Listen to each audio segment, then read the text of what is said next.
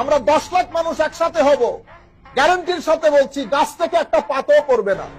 আপনারা বিশৃঙ্খলার চিন্তা করছেন, আমি আপনাদেরকে বলছি গাছ থেকে একটা পাতাও পড়বে না, যেভাবে আগেও পড়ে নাই, এখনো পড়বে না, ভবিষ্যতেও পড়বে না।